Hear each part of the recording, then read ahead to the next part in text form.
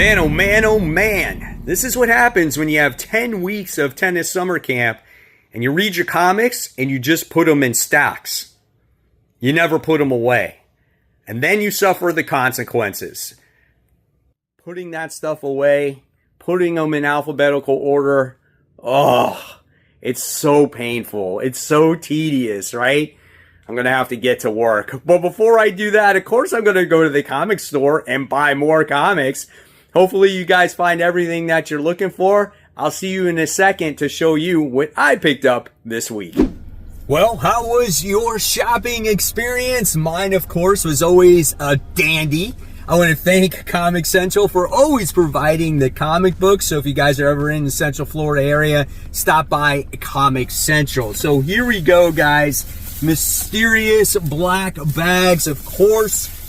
However, in this first mysterious black bag, I don't think there's anything in here except bags and boards. And as you got to see in the beginning of the video, I don't even have all my comics bagged and boarded. That's how much I slacked out because I was working so much in the summer. So here we go. Here is the actual bag of comic books, and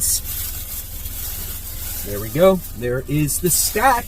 Nice little hefty stack right there.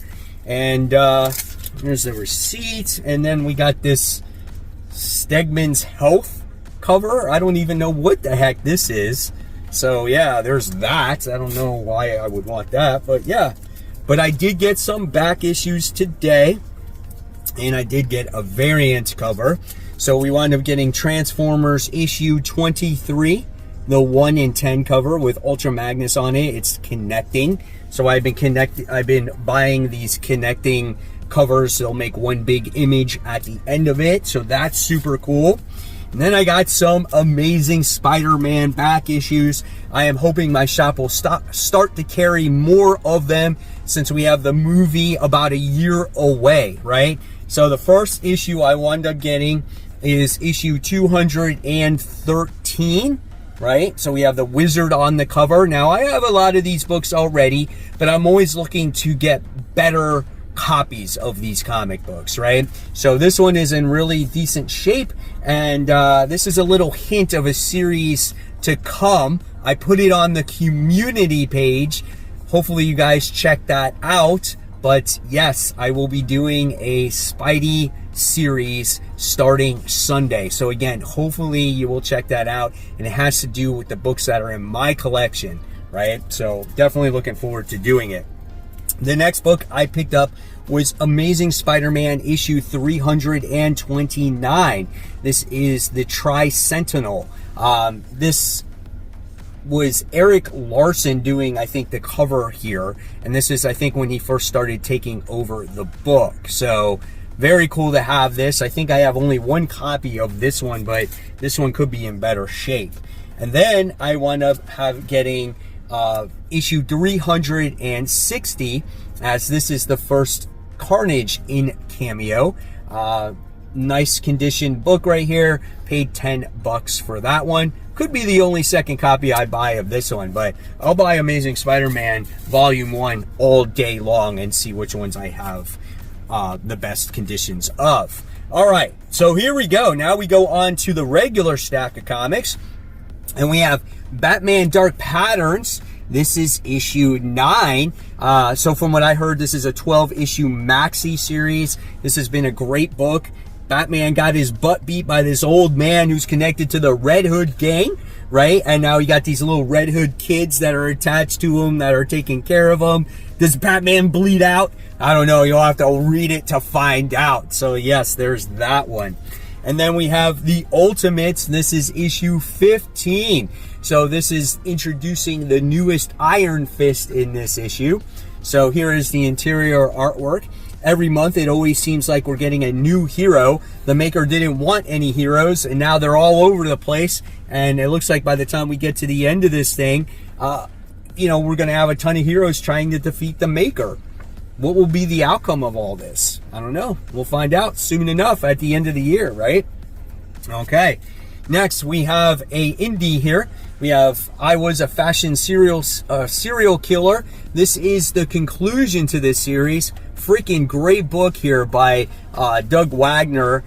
So well done. It's about a girl that went to a fashion school. She's a serial killer. She makes her pieces out of human flesh. And what triggers her to cause these murders? Well, when the trade comes out, maybe you should read it. This is definitely a little bit of a darker book with a lighter toned artwork, but it is really well done. And the direction that it took in this last issue, I am totally shocked. So can't wait to read this conclusion. Then we have a new #1 to talk about. We have Superman, the Kryptonite Spectrum. So this is done by the writer of Ice Cream Man.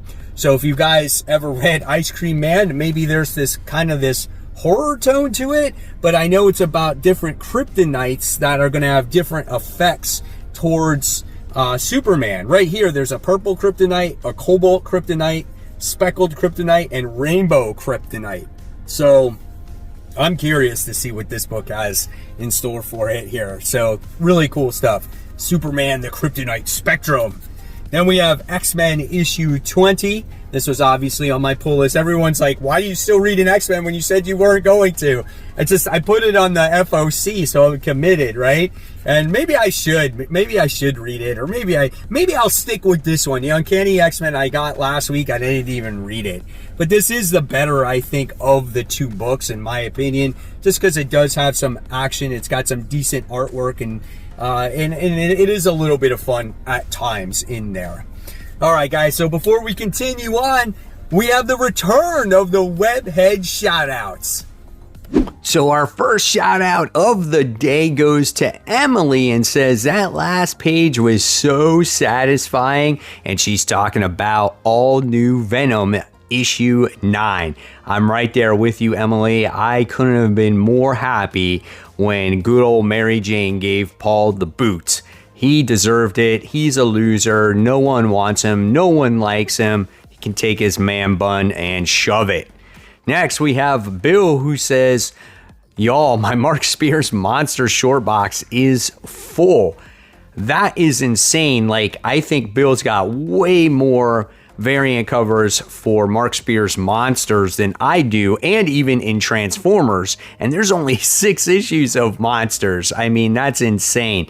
Hey, that's cool though. If you love collecting all those variant covers, congratulations. They are super cool. And then we have CK Man, who says picked up these this weekend, and he picked up a couple of Nightmare on Elm Street issues. I had no idea that they made a comic book of this series. I would love to find these. That is so cool. So thank you for sharing. And then we have Tom, who said picked up some Amazing Spider-Man issues to fill my run. Would be curious to know if you got them actually at the comic book store, or did you get them on eBay?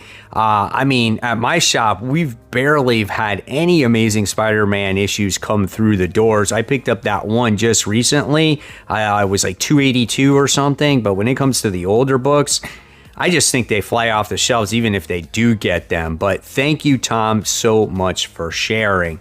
And if you guys want to become part of the Facebook group, just go on to the group called Comic Book Corner 2.0 Webheads Unite. And before you get initiated to the group, it's going to ask you a few questions, all comic related, making sure that you're not a bot. And once I approve you and you agree to all those rules, you'll be initiated to a group that's absolutely for free, has over 2,700 members strong, and you can discuss everything and anything that has to do with your comic books. Guys, it is super awesome, and the community is so great on here. And you know what? You'll never know when you could get shouted out on New Comic Book Day hauls. Welcome back, and the next book we're talking about is Ultimate Spider-Man Incursion issue 3. Got the cool variant cover here as we get to see Miles Morales mask, and he's got other people in his, I don't know, his eyesight there, reflection. Here is the interior artwork, and he comes across the Ultimate X-Men in this issue. So that's something different. We haven't seen the Ultimate X-Men kind of cross paths with anybody in the Ultimate Universe, and now he's there with Miles. So that is definitely something different. We'll definitely have to check this one out and read it for sure. I read all my comics. I don't know why I said that, but when it's come to the Ultimate X-Men, I dropped off of it. Then we have the Transformers issue 23 B cover here. A covers got destroyed, I guess, and so they're going to be getting them in next week. So excited to read this. We have one more issue after this one with Daniel Warren Johnson and Jorge Corona artwork, and then it's done. Will the book ever be the same ever again? Don't know, but at least it is in good hands, and I can honestly say that I have been privileged to read this run from these two guys. So really great stuff. All right, then we go on to Supergirl. This is issue 4. Doing battle against Decay. So we're going to see what Decay is. I'm not even familiar with who Decay is. And I picked up that Supergirl issue, that classic issue from the 80s a few weeks back. And go figure, this creature is in here. So this is, again, I've said this before, it's a guilty pleasure book for me. It wouldn't be maybe a book I would normally read, but I do find it entertaining, and I'm curious to see, you know, the adventures here of Kara. And we don't get to see too much of her, so, you know, why not read it? All right, and then we have a really fun book. This is Spider-Man and Wolverine issue 4. Now, the artwork here is done by... on the cover is done by Kari Andrews, but you're getting different artwork. It's not the Kari Andrews artwork inside. You're going to get Sandoval's artwork. Does it live up to Kari Andrews' artwork? I mean, listen, the coloring is there. It's not bad. It tries to imitate the artwork the best that it can, right? But it's not quite the same. But it looks pretty good. What do you guys think? Let me know in the comments below. All right. Then, this was my sleeper pick because it was more of a reminder, right? This is Space Ghost issue 1, the second volume, same creative team. I think when Dynamite released this book, they were only planning on going so many issues, and it was well received, and these guys decided to say, hey, let's do a volume 2. So I'm really excited to see the next chapter in Space Ghost and the kids and everybody else. And if you read the last volume, you got to see what happened at the end, and it kind of set things up. I cannot wait for this, man. Great stuff here. All right, another new number 1. We have Predator Kills the Marvel Universe. This is issue 1. Look at that cover. Oh my gosh, that's awesome. And I heard this one was pretty good, as yes, it does take place within the entire Marvel Universe. And everything that you read before with Predator versus Wolverine, Predator versus Spider-Man, Predator versus Black Panther, it's all tied into this comic book. So definitely looking forward to it. And I think Benjamin Percy writes this one. It would only make sense since he wrote all the others. Yes, he does write this one. So really cool. All right, another guilty pleasure book. We got Pinup Apocalypse. This is issue 5. Love seeing these two team up together and fight this zombie UFO apocalypse while falling in love for each other. It just has fun artwork. It takes place in like this 1960s era where everything was supposedly perfect, and this apocalypse happened, right? And it's just a fun book. I like it. I enjoy it. I love the interaction between the two characters here. These are basically the last two women alive trying to survive. It's good. At least in my opinion, anyway. Right, new number 1. Book I normally wouldn't read because I'm not a fan of the Power Rangers. But you got the Teenage Mutant Ninja Turtles in there. And this is Mighty Morphin Power Rangers Teenage Mutant Ninja Turtles 3, issue 1. So we're going to see how these guys team up once again with each other. I think maybe I read the first volume of this and then I didn't read the second. Now I'm trying it again. We'll see. This could be just a one and done type of thing, but it's a new number 1 to talk about. All right. Then I bought this, not obviously for the story anymore, but for that great J. Scott Campbell artwork. We got Magik here on the cover. These covers have been great overall. I gotta love her sword, man. It's bigger than she is, but yet she can wield that thing like it's a butter knife. So great, dude. Absolutely love it. Here is the interior artwork in case you guys are into this story. There you go. So yeah, cool stuff. Then we got some DC here. We got Green Lantern Corps. This is issue 7. The 7 is so small on this variant cover. I should have just opened it up because it's going to get me the regular cover right there.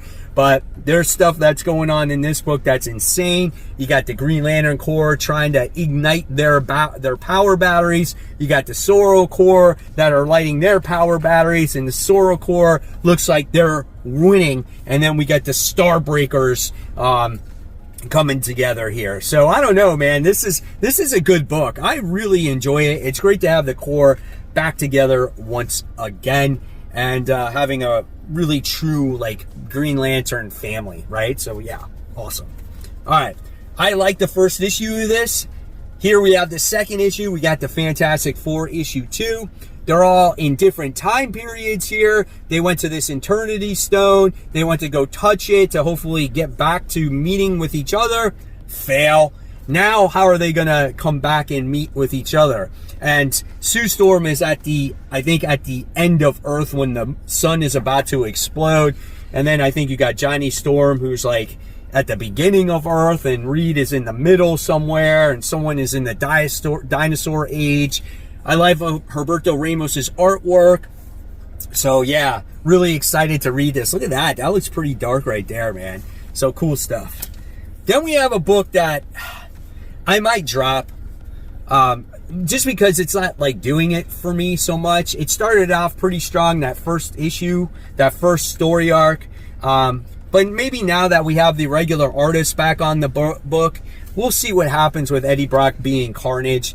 I want to see him somehow get back to becoming Eddie Brock, to becoming Venom once again, right? Because Mary Jane can't stay Venom forever, and somehow he can't stay being Carnage forever. So I feel like obviously this is a temporary thing until we get all these status quo things back to normal again. So we shall see. Next we have an awesome book, Conan the Barbarian. Where are we at? Issue 23. This book is so good, man. I just love how in the last issue, Conan the Barbarian's in this arena, and he was like fighting for this enchantress chick, and now he found a way to escape her, so we thought. I mean, the artwork is gorgeous. Like, look at this. It's like seductive, but yet it's very brutal. It has this classic tone to it. I mean, just all the way around. And the storytelling is so good, the way Jim Zub tells it. I mean, it's so good. I can't even explain it. Like, I'm not even a big Conan fan, but it's just a great comic book to read. All right, and then we have another new #1. This is interesting. Cemetery Kids Run Rabid. This is done by Zach Thompson. So this is something that I saw, and I'm like, okay, it's a new #1. I think it was based off of a game, and now they quit this game because they almost died playing this game, and now there's a new DLC, and it looks like they're gonna have to, like, they want to get back in it again. So I don't know, dude. Seems pretty interesting. We'll check it out. All right, and then we got Red Skull issue 1, Bring on the Bad Guys. This has been a bunch of one-shots dealing with the most notorious villains of the Marvel Universe, connected to this overarching story with Mephisto. It's been pretty good. Looking forward to seeing what Red Skull brings to the table in this issue. He's a very mean guy, bad guy, right? One of the most villainous guys there is. So looking forward to it. Red Skull issue 1. All right, and then we have Superman Action Comics issue 1089.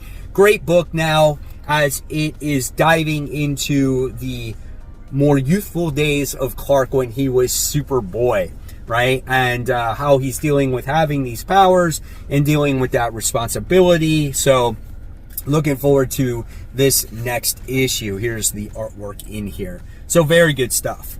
And then we have, which I was told could be the book of the week, and that is the conclusion to the volume 1 of Bug Wars. This is issue 6. I heard this was a really good book this week, and it's a good conclusion to it. It's a little bit more meatier, so if you need to take some time to read this book, right, go ahead and read it last, or maybe read it first, right?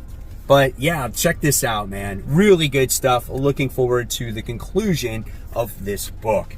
And there you guys have it. There is the haul for the week. Hopefully you enjoyed it. I want to know in the comment section below what you picked up this week. And if you don't want to put it there, you can put it in the Facebook group by showing some pictures. It's absolutely for free to join, guys. And as always, I'll leave you more content right here for you to click on. Support the local comic shops. Keep buying, keep collecting, but always read your comics so we can have great comic conversation. Guys, enjoy your new comic book day. I'll see you real soon. Bye.